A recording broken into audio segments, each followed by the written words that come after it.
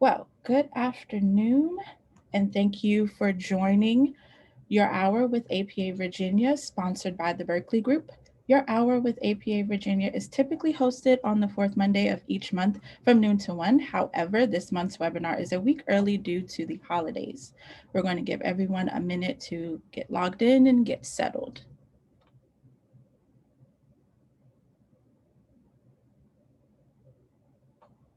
Okay. Thank you again for joining our webinar today. Before we get started, we want to remind you of a few exciting things APA Virginia has coming up and a couple of housekeeping items. Join APA Virginia's Central Section this Thursday, the 17th, for Richmond Area Urbanism Jeopardy from 5:30 to 7 o'clock p.m. To register, please click the link in APA Virginia's Instagram bio. Details for the January webinar are forthcoming. Please keep an eye out for more information. As we do every month, this webinar will be recorded and posted to our YouTube page by the end of the day. We encourage you to visit our YouTube to see past webinars or share it with colleagues. As a reminder, we will hold questions until the end, but as the webinar is going on, feel free to type your question in the Q&A box on your dashboard, and we will answer them at the end in the order in which they came in. Again, thank you to the Berkeley Group for making this webinar series possible. We're always looking for new webinar presenters or topics. So if you have one you would like us to look into, please email us at admin@apavirginia.com. This month's webinar, switch screens real quick. AdaptVA, Evidence-Based Planning for a Changing Climate, is presented by Dr. Molly Mitchell. Dr. Molly Mitchell is an assistant research professor at the Virginia Institute of Marine Science, William and Mary, engaged in research and advisory efforts that help the management of natural resources in the Chesapeake Bay and elucidate the impacts of different decision-making pathways. Her recent research focuses primarily on trends in sea level rise and acceleration rates around the United States and their impacts to tidal marshes, estuarine systems, and the built environment. She works to help managers and policymakers to understand the risk, vulnerabilities, and potential adaptations to sea level rise. She is a 2020 W. Taylor Reevely III Interdisciplinary Faculty Fellow and was awarded a 2019 U.S. Clivar Early Career Leadership Award for her climate change communication efforts. We also have with us today Pamela Mason. Pamela Mason is a senior research scientist at the Virginia Institute of Marine Science, William and Mary, working on coastal resource issues for several decades with a focus on integrated management of shorelines and coastal community resilience. Her current research interest is multiple benefits of natural and nature-based features, including tidal and non-tidal wetlands, environmental policy, and coastal management. She has been appointed to the Virginia Soil and Water Conservation Board. She currently serves as chair of the Wetlands Work Group, Chesapeake Bay Program, and the Virginia Coastal Policy Team. She participated in the technical work group to the Virginia Marine Resources Commission, supporting the development of 2 living shorelines general permits for Virginia, and was primary author of Study of Tidal Shoreline Management in Virginia, Recommendations for Living Shorelines and Tidal Resources Sustainability, Reports to the Governor and Virginia General Assembly 2010. She has a BS in biology from the University of Delaware and an MS in marine science from William and Mary Virginia Institute of Marine Science. So at this time, I will stop my screen sharing and hand it over to our presenters today. Thank you. I'm going to share my screen here. So Pam and I are going to tag team a little bit today. I'm going to start off talking and then I'm going to hand it over to her. And we're going to talk to you about climate change and how that's changing the world, and also places where you can go and find information about climate change. So this is a neighborhood down in Norfolk, and this is what they call sunny day flooding. We're about 2 blocks in from the water, but you can see there is water on the road. And clearly when this neighborhood was designed, that was not something people were expecting to happen, but it happens with a certain amount of frequency now, and this is becoming an increasing problem. Okay, so why are we here? So our climate change impacts sea level rise, precipitation, and heat. Okay, so increasing precipitation, increasing duration and intensity of precipitation, and then increasing heat are all affecting stormwater management issues. So we're having issues where our conveyances are no longer able to hold the precipitation that comes down, or in some cases where the stormwater system is actually conveying salt water up into the roadway. Erosion and sediment control. Obviously, we have increasing precipitation, which is putting more of a stress on areas that aren't vegetated and stabilized. Our water supply issue, we have both issues with the water supply declining, but also some issues with salinization and that kind of thing getting into water reservoirs and wells.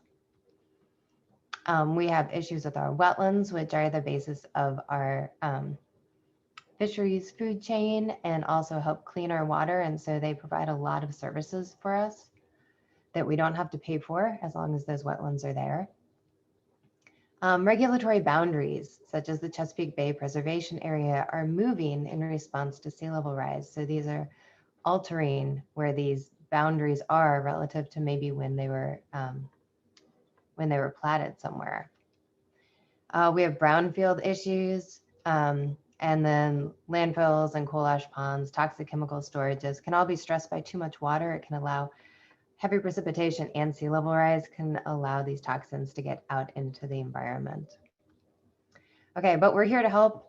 I'm going to talk to you mostly about information that's available on AdaptVA, which is an interdisciplinary collaboration to help Virginia have the information it needs, the data and mapping and the policy analysis to make good decisions when it comes to planning under climate change. There are some things that aren't covered that well under AdaptVA. I'm going to talk about that too. Okay, so this is the main page of AdaptVA, and you can access it either through adaptva.org or adaptva.com. They take you to the same page. And there are 5 different kind of categories of information. There are forecasts, adaptation, tools, resilience resources, and planning and policy resources. So I'm going to start and I'm going to talk to you about the forecasts and the adaptations. And then I'm going to hand it over to Pam, who's going to talk to you about the other parts. Okay, so our forecast page looks like this. So there's water level forecasts, and these are graphs. So these are graphs of how we expect sea level, how sea level has changed and how we expect it to change into the future. And then Tide Watch below that is a 36-hour water projection. So that's how is it going to change in the next couple of days. So this is more of your storm surge component. The water level viewers give the same information, except they give it in a map format. So you can see how the water covers the surface. And then the sea level rise report cards are the only non-really Virginia-centric part of this website. The sea level rise report cards look at 32 stations around the US, and they show in graphical form how sea level has changed, how it's projected to change in the future for each of those 32 areas. And then also, what are the driving factors? What are the things in that region that are influencing sea level rise? Temperature and precipitation are not yet included in AdaptVA, although we do have some links to outside ones, and eventually it will be included. So I'm going to talk to you about temperature and precipitation in just a minute, but I'm going to give you some other ideas of where to go and look for this information. Okay, so this is the information that was included in the National Climate Assessment for increased southeast temperatures. And so we can see that it's been kind of up and down over time. There's a couple of different projections that we're looking for, but currently the trend has been up in the most recent ones. So we are expecting the projections to continue to increase. If we look at this as our historical climate, this is the difference between the historical climate. So this is our historic climate, and this is what we're projecting for 2041, 2070. So if we look at the difference between them, what we see is there is a gradient across Virginia. So there are some areas where we're not expecting to see as much change. So maybe 0 to 10, maybe 5 days of more when the climate's more than 95 degrees, when the temperature is more than 95 degrees. But when we look at the southeastern part, we see that there are some areas where it could be 20 days more than what we've previously seen. So this starts to have impacts, of course, for human health. That's one of the big things we're concerned about. And people who work outdoors, it has concerns for where we do and do not have air conditioning, and for road surfaces. So these are the kind of issues that come up with the increase in temperature. The precipitation changes. So we've seen a kind of a steady increase in annual rainfall. So it's come up about 4.5 inches in the Chesapeake region since the 1900s. But really the thing we're concerned about is the extreme precipitation events. And that is because this is, of course, what we're building our infrastructure to maintain and to prevent flooding. And the extreme precipitation, kind of the overall general trend has increased, but of course there's localized variability in when any particular storm hits an area. So this is actually probably the hardest one to project, to know exactly what we should be planning for. So if you want to learn more about temperature and precipitation forecasts, like I said, these are not currently on the AdaptVA website, although right now Cornell is developing IDF curves for all of Virginia, which will be accessible from the AdaptVA website. We will have a link to that when those are done.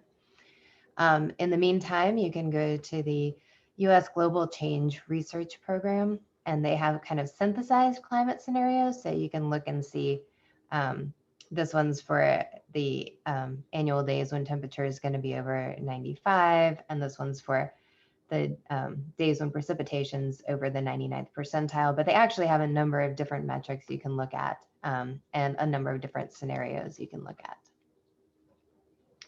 Okay, so now I'm going to talk more about sea level rise, which is what I study, and is a big stressor in the coastal plain of Virginia.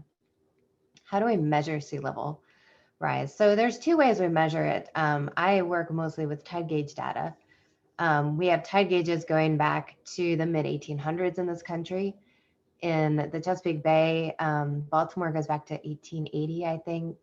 Norfolk goes back to 1921. So we have at least 100 years worth of data to work with off of the tide gauges.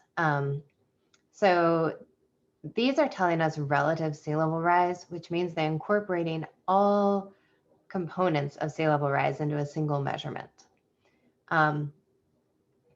And the disadvantage to them is because they're there for navigational purposes.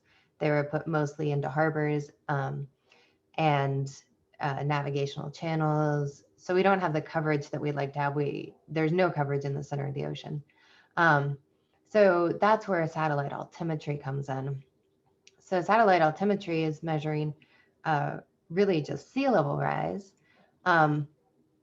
It's only been up since 1992, so it's a shorter record, which makes it harder to detect trends in, but it also covers the entire globe. So if we look at a altimetry surface of sea level, we can see it's something like this. And so where our tide gauges are kind of sporadically placed along the coast and have no coverage in the center, the altimetry helps to make up for that. The trends from both of these methods are very, very similar, so that's reassuring.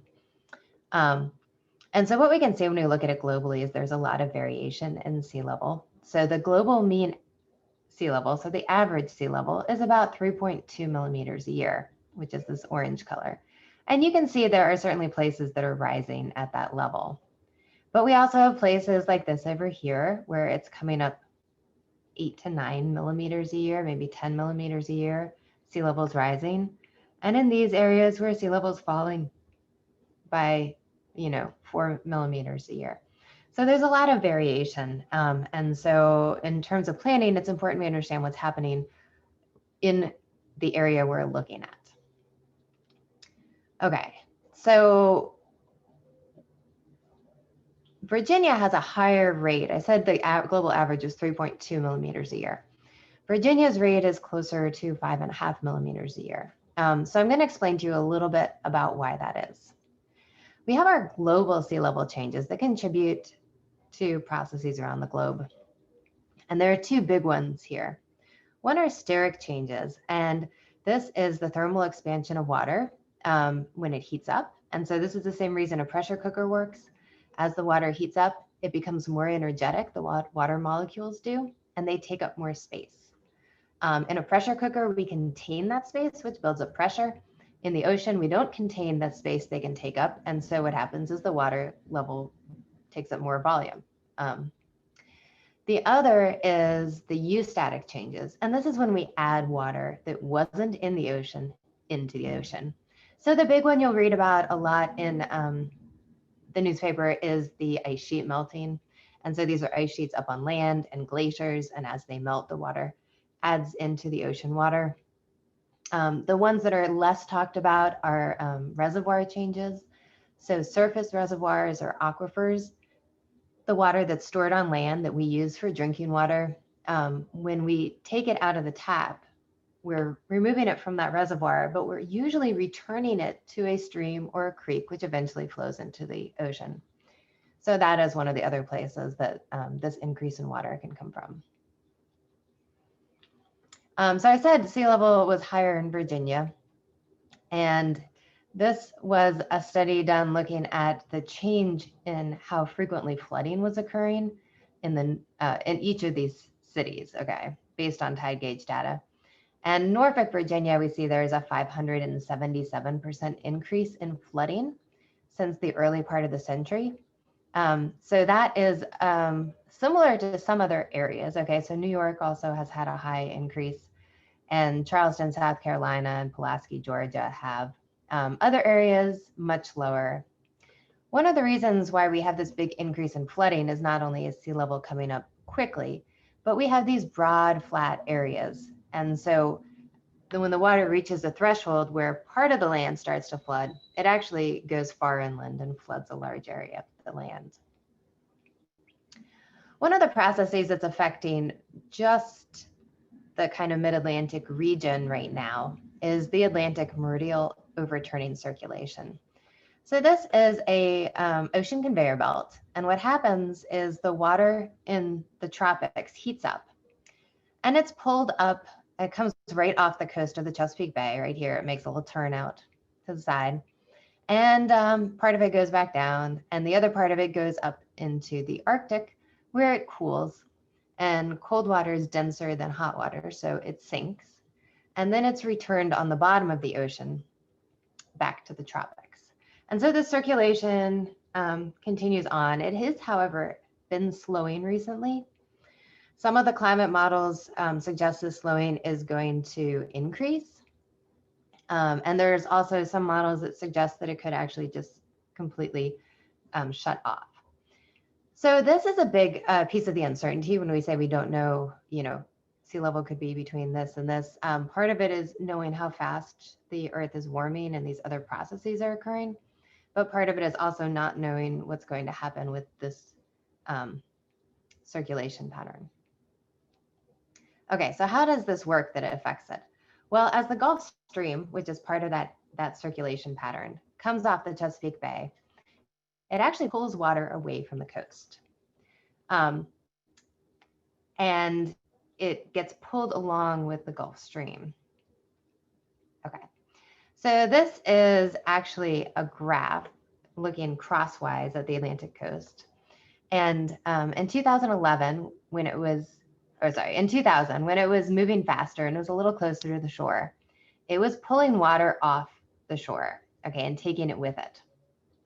And the best way I can help you picture this is imagine you're stirring a coffee cup. And if you stir very, very quickly, it sets up a gradient where there's kind of a little whirlpool in the middle, and then it's higher on the sides of the cup. So this is kind of the same idea. As this water moves fast, it is actually making a gradient in the ocean, okay? So this is actually a graph of the water surface in the ocean. As it slows down, like if you stir your coffee slowly, that gradient goes away. So as this slowed down, the gradient hasn't gone away, but it's relaxed the surface. And so water level is higher in relation to where it was.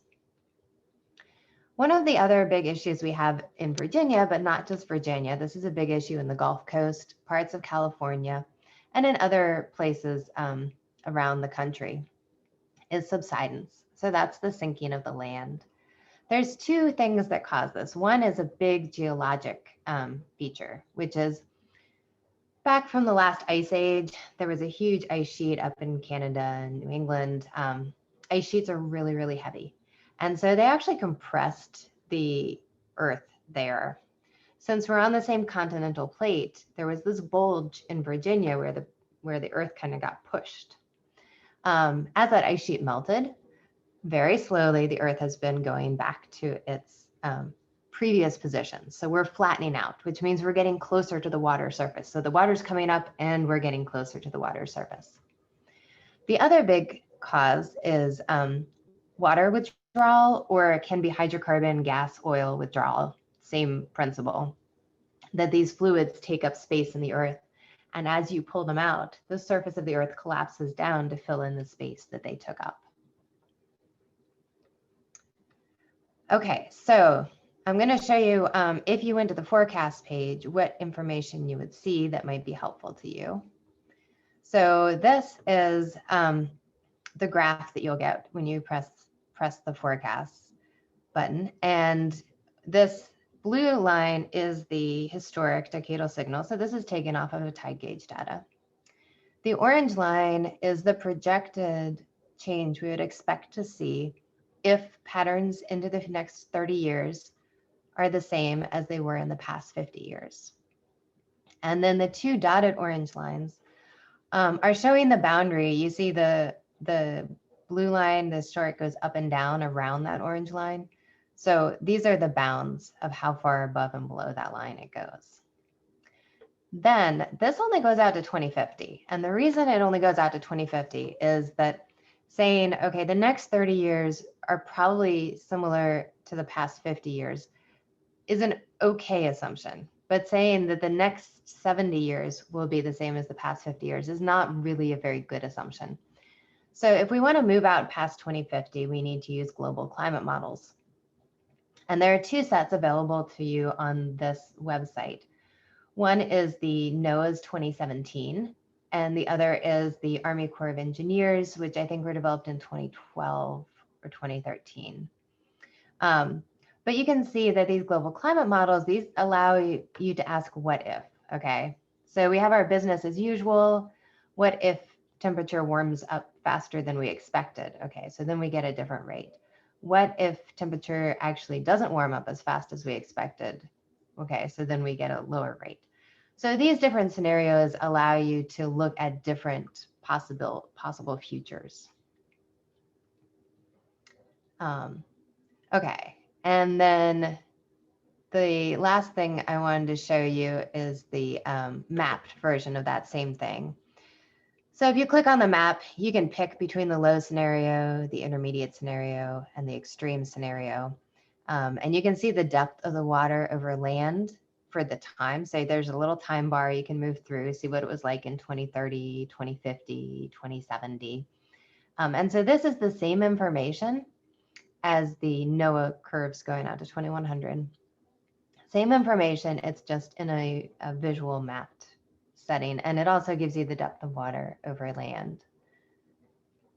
Okay, and then the last thing is the sea level rise report cards. And this is some data from them. This is just showing sea level rise around the Chesapeake Bay. So we have our Baltimore station and our Norfolk station. And you can compare around the bay. It's actually not that different. So Baltimore is the lowest. There's a lot more riverine influence than ocean influence in Baltimore. But you see as you move down the bay that it increases slightly. So Norfolk to Solomon's Island are essentially the same. Annapolis is only a little bit lower. Okay, so what is this all doing to us? So it's impacting us. It's impacting our economy. It's impacting the way we live. It's impacting our ecosystem and all the things that that affects. So the most obvious impact we see is the flooding issue. And we see two things. Storm surge is what we frequently think about when we think about flooding. And these are really high dollar events, but we don't actually get them that often. So this is when Franklin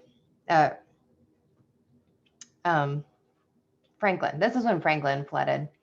And this was a huge flood and a big disaster and very expensive, lots of damage.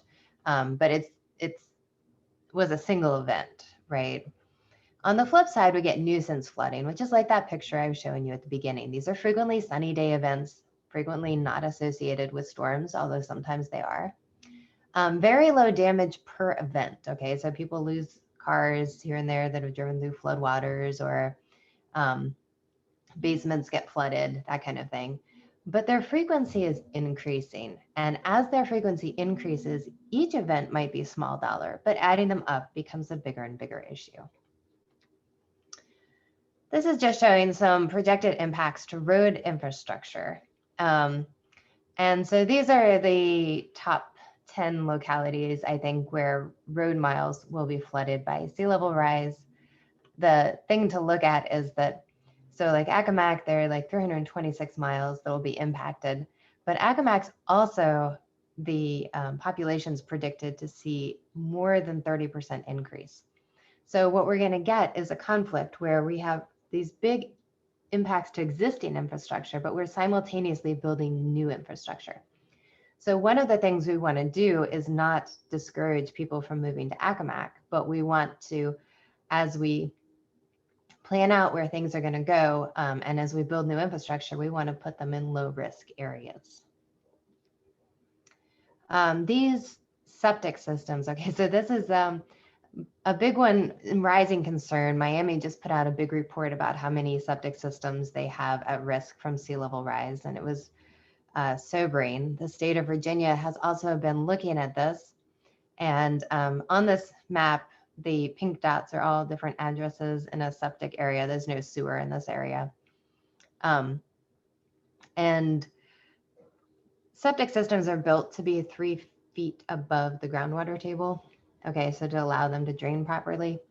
But all these ones that are in the light blue are already probably not, or probably less than 3 feet above the current groundwater table. Probably when they were built, they were more than 3 feet, but not anymore. And then as the colors get darker, oh, I'm sorry, it's the dark areas are currently within it. As the colors get lighter, that's looking out in the future. So areas which are likely to be impacted in the future. One of the other big problems we're getting is saltwater intrusion. So it's getting into our wells, it's getting into our reservoirs, and it's getting into the agricultural fields and killing the plants. And the reason this is happening is that we have this saltwater, they call it a saltwater lens, that sits underneath the freshwater. Saltwater is more dense than freshwater, so there's a little bit of mixing that goes on at the interface, but for the most part, you have freshwater on top and saltwater on bottom. So what happens is the saltwater actually intrudes much further inland than you would think. So of course you don't dig your well down where there's saltwater, but as sea level rises, the shape of that wedge changes. And so this well, which was in a perfectly good place before, is now getting impacted, and the edge of the agricultural field is being impacted. And then marsh loss is one of the areas where we really see a conflict between human use of the shoreline and the natural ecosystem. So as I said, tidal marshes are areas where our fishery species live as babies. So they're important habitat for that. They also clean nitrogen, phosphorus, they take sediment out of the waterways. They actually can sequester toxins in their sediments and keep them out of the waterways. So marshes do a lot of work for us. And the thing about them is they're capable of migrating. Okay, so this is a forest back in the 1960s. And as sea levels risen, the marsh has actually moved into the forest. So this marsh is doing great. The problem is in areas where we have a lot of population, people like to kind of hold their shoreline. And when they do this, the marshes no longer have the capacity to migrate and they just dwindle away. So this is something we're starting to see in certain areas is becoming a concern. All right, now I'm going to move on to the adaptation bucket. So what are we going to do about this? There are a lot of adaptations. Some of the adaptations are just buying you time. Okay, so some of the adaptations are buying you 20 years. Some of the adaptations are making it a more resilient place to live. So both of those options in the right place, like there are some places where we just need to buy time, so that's fine. What we don't want to do is take an adaptation that just buys time and put it somewhere where we're really trying to build resilience. This is what the adaptation page looks like. And so these are all story maps, and they talk about all these different adaptations under these different categories. And one of the things they do that's helpful is they tell you where that adaptation was done. They tell you how you can learn more about it, how it was financed, and how much it cost. So this is not telling you what to do in a particular place, but it's giving you a suite of tools that you can look at and contact localities or places where people have done very similar projects. Okay, so there are a couple of things we do need to keep in mind when we're talking about sea level rise, temperature, and precipitation and planning for them. So one thing is that when we're talking about all three of these things, we're talking about an average. We're always talking about the average. So when I tell you sea level rise is going to be 1.5 feet higher in 2050, I'm saying on average, it will be 1.5 feet higher. But you remember how I said that sea level trends up and down around that mean line? This is a natural variability in the process, and we expect that to continue out in the future. So we know it will continue to go up and down.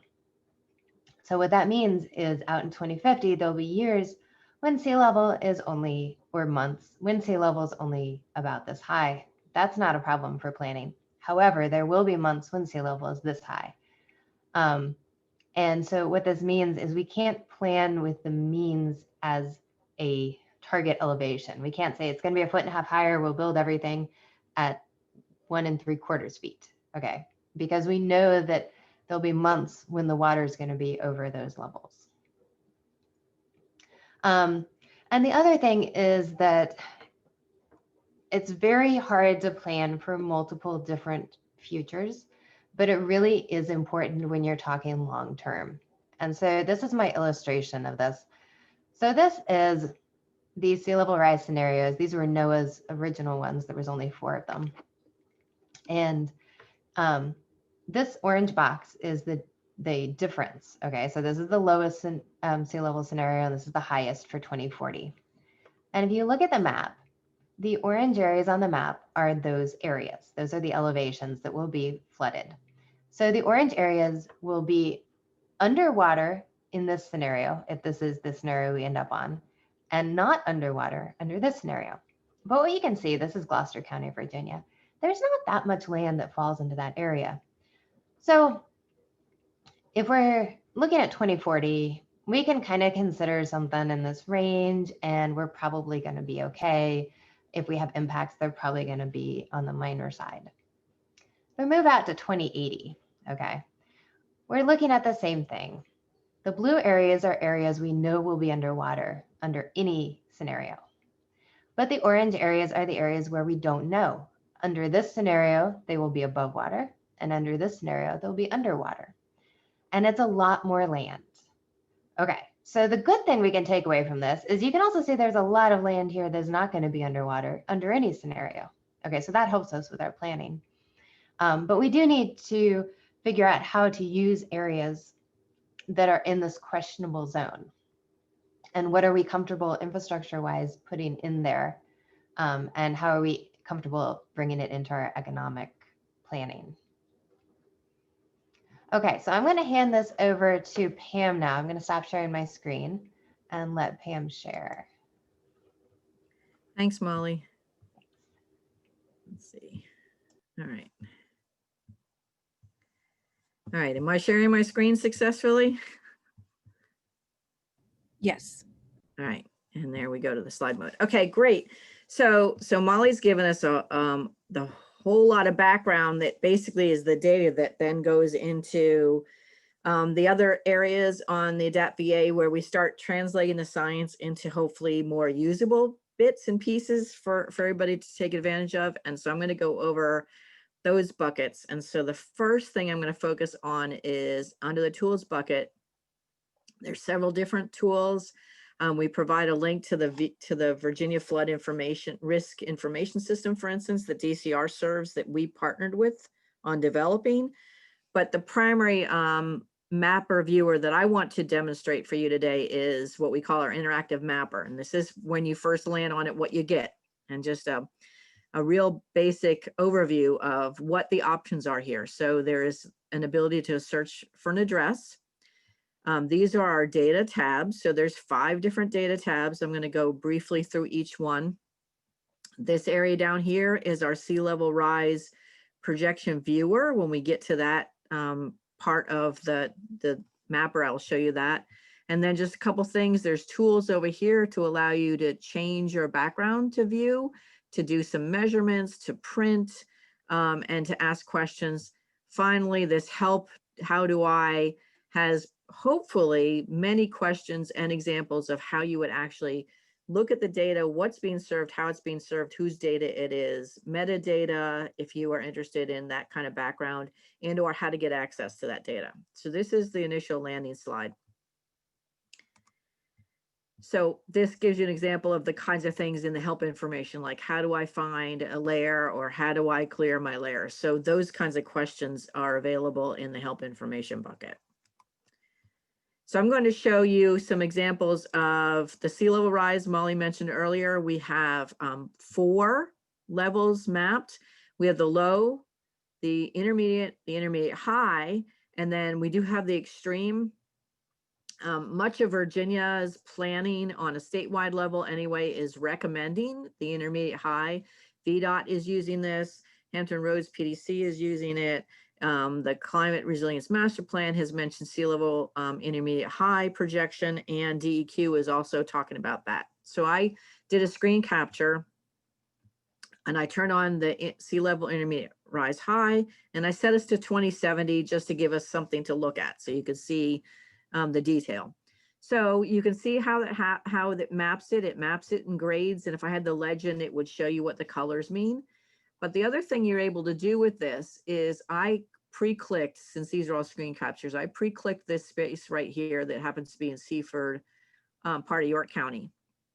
And when you click on that, we also provide you a table, and this tabular information is the projection of what the water level surface would be above the land surface. So in other words, how much water is sitting on top of that piece of land. So for this little area here that I'm sort of close to the upland at the upper end of sea level, it says that there would be about a half a foot of water sitting above that land elevation in the year 2080 on the intermediate scenario. So it allows you to get some sense, as Molly was just showing those slides, of how much risk and where that in between would be. So for instance, if I clicked one of these lower scenarios and produced and clicked on the same spot and got this table, you'd be able to see what those elevations were. And so you could compare. So and the next bucket in our vulnerability and risk, we have a physical risk section, but I wanted to focus on the social vulnerability. And this was working collaboratively with Dr. Sarah Stafford at William & Mary. So she has developed her own vulnerability classification and generated what we sometimes call SOVI. It's a term you might have heard of, which is Social Vulnerability Index Score.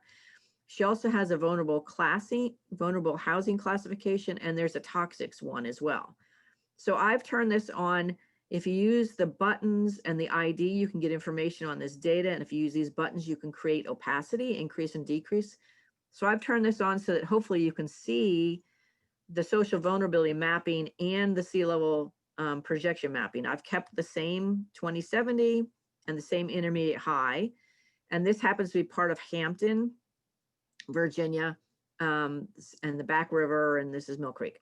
So I don't turn on the legend for this particular one. I do use the layer information, but the red is higher vulnerability, the gold is moderate, and the green is not vulnerable. So you can get a sense of what the communities are as they're as the research was done by census blocks in this case.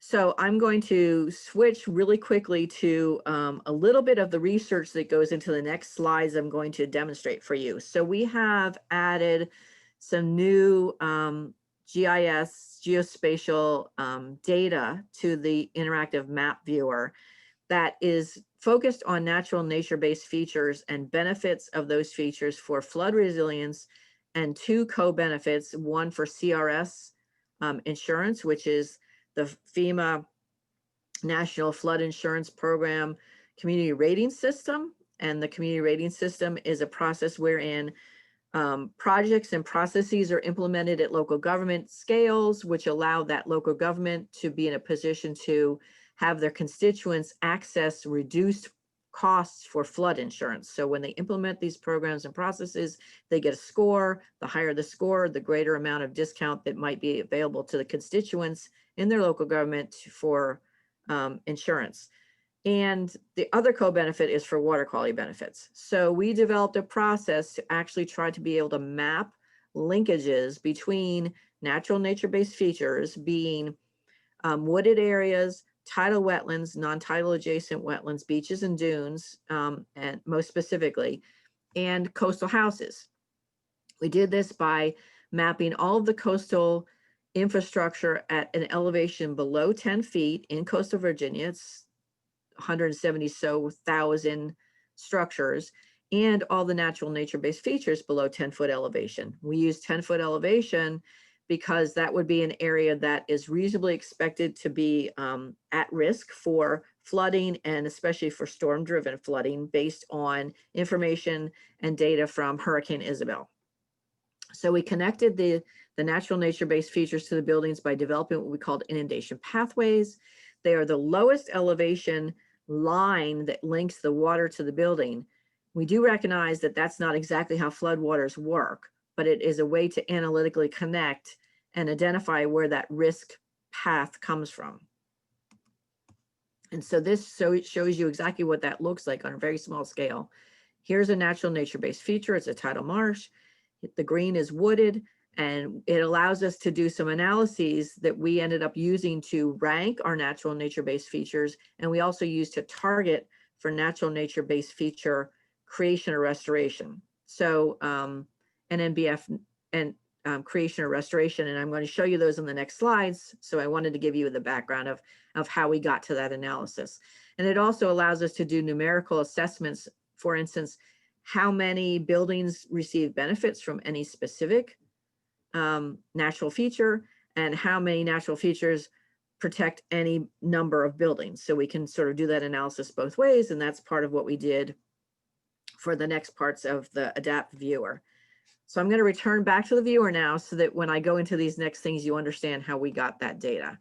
So I've now turned on the infrastructure tab, which is our third tab, and I've also brought up all of the buildings that are in elevation below less than 10 feet. So as I pointed out, that was linked to this newest analysis that we've added to the viewer.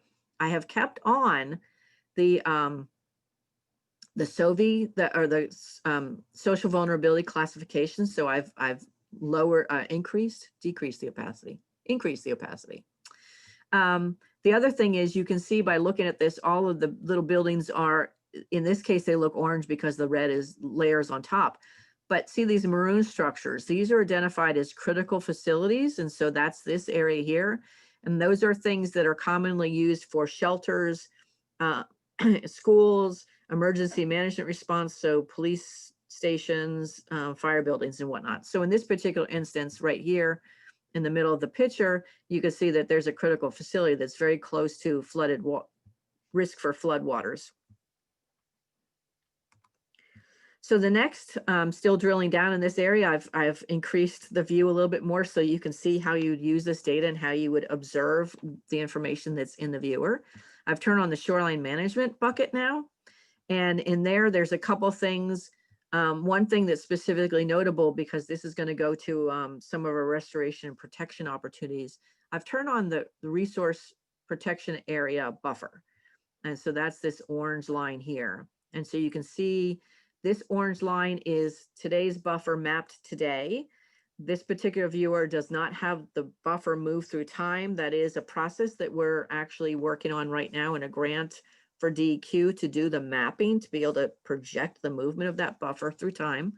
But right now you can see where the buffer is, and what that allows us to do is assess, this is where our CRS credits come in. We can assess how much of the special flood hazard area, this is within the 100-foot buffer. The 100-foot buffer is considered regulatorily protected from CRS, from a CRS perspective. So we can tell any individual local government how much surface area they have that's within their resource protection area buffer that is pervious, because those are the lands that, if they're protected, could be eligible for CRS credits. So that was part of the model for the CRS co-benefit. So going on to the into this next bucket, we also have the natural resources. And so in this case, I've turned on all the existing in the beaches and dunes. Now it gets a little bit harder to see because I have so many layers turned on, but you can see this mask here, the purple, are some of our marshes. And so you can see where that is, and you can see where the marshes are relative to the projected sea level rise. And those things match up, which is really nice. You can also see that projected sea level rise here is going to come into this neighborhood. And this is the projection again from 2070. So you can start seeing where your natural resources are relative to where the water is going to be moving and the infrastructure. So the last piece I wanted to drill down on is now I've brought it into even a finer scale so you can really see the detail here. So the buffer again is in orange, and what you can start to see is how much of the buffer is open space and how much is turf grass. Because it's color coded here, you can see that where there's turf grass and where there's pervious surface and impervious surface, we use the data that came out of that analysis to form recommendations for targets for natural nature-based features in order to provide the benefits of flood resilient CRS and water quality. So that's in my last bucket, which is this one, the protection and restoration opportunities. This is a new section we've added to our interactive viewer. So if you've spent any time working in it, you wouldn't have necessarily seen this unless you've been there recently. So we reworked a bit of the interactive viewer to add a lot of the data that came out of this natural nature-based features project. And this is a new area. So wanted to show you a little bit of that. Right now, what I've pulled up is what are ranked. So this is natural nature-based features ranked for benefits to coastal buildings. And it's a really simple ranking. There's a lot of science behind it, and I could give you more detail offline if you're interested, that has to do with capacity and opportunity and how many buildings it protects. But the combined rankings show like this, where certain features have the most benefits, some features have many benefits, and some features have some benefits. Most of the ones that are on my screen right now happen to be most and many. I'm trying to see if there's any that I have that are just some. Not surprisingly, the features that are closest to the waterway by and large rank as most benefits because they are assumed to provide water quality benefits. And since they're closest to the flooding, they have the greatest opportunity to intercept flood waters. So they have one of the higher ranks from flood protection benefit as well. And so I've turned this on again, the coastal NMBS ranked to benefit coastal buildings for this particular screenshot. Then I wanted to show you the last piece of this particular section is we also identified targets. So we used the lowest hanging fruit. We picked areas where there was literally coastal buildings that had not even one single natural nature-based feature along the inundation pathway between the waterway and the coastal building. And we generated these targets in a mapped extent of 100 feet in diameter.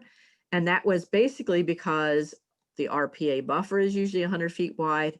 And it allowed us then to do some analysis in the targeting of places to put natural nature-based features. We were able to use the circle area, the 100-foot buffer area. And we actually, when you go into the mapper and you click on a target, it identifies the adjacent natural nature-based features as a possible recommendation for an approach to use for restoration or creation. It identifies what the shoreline management model, the CCRM shoreline management model recommends for a shoreline management opportunity. It identifies what the land use land cover of that buffer circle, that 100-foot area is. And so it shows you what might be converted. So it identifies if there's impervious surface, if there's turf grass. And so it shows you what might be most likely, most easily converted from an existing land use land cover to a natural or natural based land use land cover. And you can see that, again, the targets are those that are most likely to offer the co-benefits. They're along the shoreline, the first line of defense, and it connects to other NMBFs along the shoreline. So I'm going to switch to our fifth bucket, which is resilience resources. Again, if you've spent any time on AdaptVA recently, and this one's actually really recently, there's a whole new category of information, and I just have a few minutes left, so I'm going to show really quick. We have added in this data. So we have 3 sections in this new tab called Community Resources, Maps and Websites, and Social Injustice. And so our social vulnerability data, if you want to read more about it and view it separately, are here. We have then 2 different dashboards. There's the Chesapeake Bay Environmental Justice, which is in draft, and EPA's Environmental Justice Screening and Mapping Tool. Under here, we have our Community Climate Outlooks, which is a partnership. It's a Marissa product that's produced, and VIMS is part of that effort. We have a natural resource climate change database resource that's Virginia specific. We have an information on shoreline restoration for resilience that's elsewhere on the Center for Coastal Resources Management website, a link to CCRFR, information on housing, and right now we have a link to the Coastal Resilience Master Planning Framework. So our last bucket of information is planning and policy. This is mostly done collaboratively with Wetlands Watch and the William Mary Virginia Coastal Policy Center at the William Mary Law School. And so you can see if you click through to these, you will get a lot of information on the CRS and the CRS working group that's in Virginia, and local ordinances, state ordinances, and VCPC reports. I'm going to capture just a little bit. If we drill through into the CRS info, you can get reports that are produced by Wetlands Watch, their activity scores, and then link to the NFIP, the National Insurance, National Flood Insurance Program information. And most of this content was developed by Mary Carson Stiff and Skip Stiles at Wetlands Watch. Then if you click back over into the Virginia Coastal Policy Center, you can get links to their reports and collaborative documents. And that information is mostly provided by Elizabeth Andrews, the director at the Virginia Coastal Policy Center. And then finally, I just wanted to show you, we have a searchable database. So we have all of our localities, we have various kinds of ordinances, and we also have a section of comprehensive plans. So if you go to this part of the website, you can pull up a specific locality and get all of the ordinances for that locality. If you click here and then you hit locality search, you'll get all the ordinances for one locality.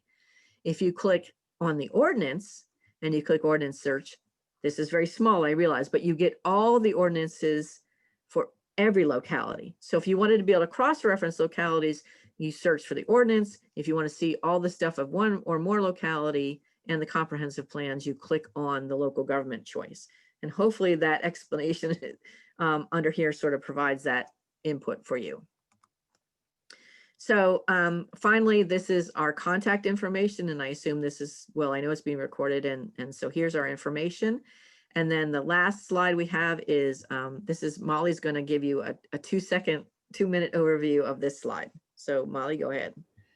Sure. I just wanted to let you all know that PHMS is starting a new program.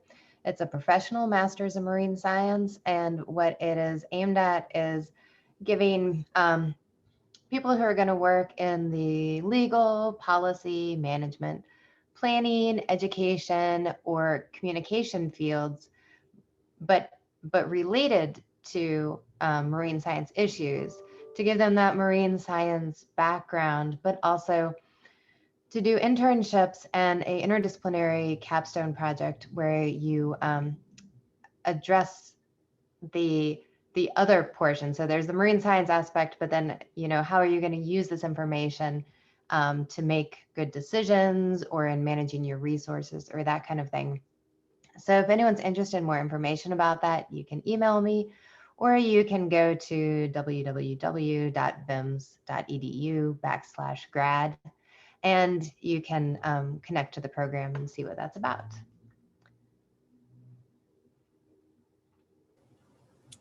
Okay, we will now do some questions. So I will go ahead. Up first, we have Anthony. I will go ahead and unmute you, Anthony, and allow you to ask your question out loud.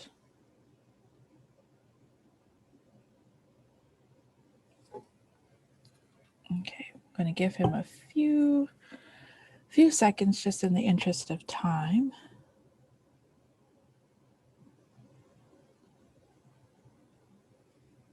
Okay, I think I'm unmuting now. Yes, we can hear you. It's been a while. So I live in the Tennessee, Tri-Cities, Tennessee, Virginia area. I consider my work to be multi-state. And in the past decades, flooding in Johnson City has been a major problem. It's been extremely costly, extremely destructive to the economy and you know, the cost to local small businesses, requiring the city planners to do a lot of mitigation efforts. So this was really forwarded when Molly was working, realizing that the coast was the major efforts. But do some of the predictions look at the cost of building in just basic old floodplains, you know, where you have 100, 500, 1,000 year floods now coming much more frequently, and thus being things that planners would be advised to take into consideration and say, no, no, no, no, no, or this is within our wheelhouse to be very forthright about, because that's what eventually had to happen in Johnson City. Yeah, so we do look at floodplains on the coast. There is interest in trying to bring in that precipitation, which would broaden the floodplain issue, you know, out around the state of Virginia. And then, like, I mean, it's really the dams right above the floodplains that's a very, you know, big concern. But what we haven't done yet is, and this is really interesting to me, I feel like I need to find an economist because I think it's a really good question, is to say, what is the cost of building in these areas long term? Like, what is the dollar figure you can put on it? Because we've been talking about this issue that, you know, of course, if you build, you know, so that area I was showing, which may or may not be underwater, we said, well, maybe, you know, you can put commercial development there that's not meant to have a long lifespan, a 20, 30-year lifespan, but not put residential development that you expect to have a 100-year lifespan. But we haven't actually put costs, like dollar figures, on what those different decisions would mean. So that's a really interesting question, a really interesting thought. Thank you. Up next, we have another question from Doug Mosley, it looks like. I will go ahead and unmute him so he can ask his question as well. Okay, good afternoon. Thank you. Enjoyed your presentation. Just a quick question. Dr. Mitchell, you mentioned that Cornell is working on some updated intensity, duration, and frequency, or IDF curves for the our region here in the Chesapeake, the Mid-Atlantic. My question is, are those are those data points going to be incorporated into the NOAA Atlas 14 update that is to be published soon, I keep hearing? So that's a really good question.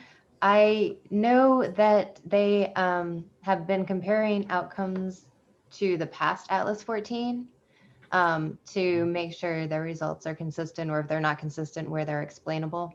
I don't know if they are working with the current Atlas 14, but if you email me, it's molly@vims.edu. I can pass that question on and find out for you. I know that the information is supposed to be hosted on the National Climate Assessment Northeast Regions webpage. So that's what I Okay. was told. But I don't know how it's going to be incorporated into other products. Fantastic. Thanks for the quick answer. I'll send you an email, and great presentation. Thank you. Great, thank you. Okay, that looked to be the last of our questions. So I will go ahead and thank you both again for joining us today and giving a fantastic presentation. We're having a lot of praise in the chat box. Everyone loved the presentation. Thank you to everyone who was able to join us live. And again, this video is being recorded and will be posted to the chapter's YouTube page by the end of today. So I will go ahead and say thank you again and have a great rest of your Monday. Thank you for the opportunity. Thank you. Yes.